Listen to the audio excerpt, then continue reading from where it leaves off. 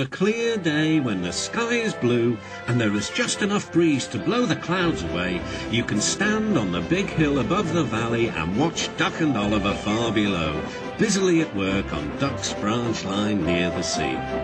The two engines are very proud of their matching coats of gleaming colour. Oliver often talks about the time that Douglas saved him from scrap. "If it wasn't for his help," Oliver will say, "I might have been caught when I ran away from the scrapyard, and I would never have come to live here on the Fat Controller's railway." The other engines all wanted to know about Oliver's adventures. "Amazing," remarked Henry. "Oliver," said James, "that's resource." "And sagacity," put in Gordon. "What does that mean?" whispered Percy. "I think," replied Thomas, "it's about being clever and wise." "He is," finished Gordon, "an example to us all." I'm sorry to say that Oliver became very puffed up in the smoke box. "Henry says I'm amazing, he's right," he whistled as he swooshed along the line. One day, the Fat Controller came to see him. "You are doing well. Now, you must learn how to look after trucks." Every wise engine knows that you cannot trust trucks.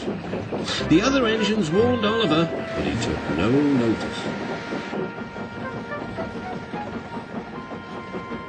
"You think I can't manage?" he said huffily.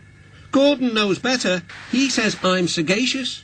"You may be good gracious, or whatever you call it, but trucks can be troublesome and—" "Say no more, Duck," interrupted Donald. "It's maybe a pity, but the wee engine will have to learn for himself." Oliver pulled some loaded trucks to a siding and pushed the empties to the chute.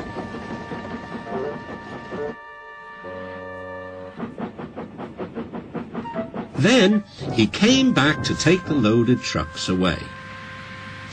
They were comfortable and didn't want to move. "What right has he to poke his funnel in here?" they grumbled. "We want Duck, or Donald, or Douglas." "Look sharp," puffed Oliver. "That's not the way to speak," hissed the trucks. "We'll pay him out." Oliver heard nothing. The trucks moved smoothly at first, then suddenly Oliver felt them push forward. His driver applied the brakes, but they were useless against the surging trucks. "On, on, on!" yelled the trucks. Oliver fought hard, but still they forced him on and on.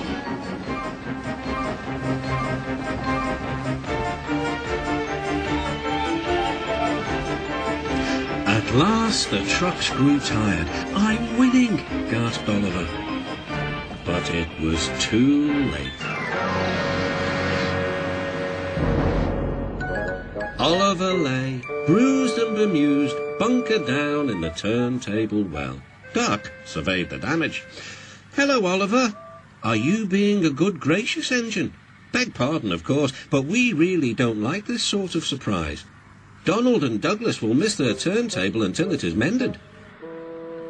That evening, Oliver was hauled gently to safety. "I'm sorry, sir," he said to the Fat Controller. "I should have listened to Duck's advice. I don't feel good gracious, whatever it is. I just feel silly." "Well, Oliver," replied the Fat Controller, "now you know the damage trucks can do." "Yes, I do, sir," groaned Oliver. "I look like a load of scrap iron." "Ho, ho. Oh, I don't think so," laughed the Fat Controller. "But you do need to go to the works to be mended." The other engines now felt sorry for Oliver. "The branch line won't be the same without you," whistled Duck. "Come back soon." A few days later, Oliver did come back. His coat gleamed brighter than ever. He was a wiser engine, too, and never made a mistake about trucks again.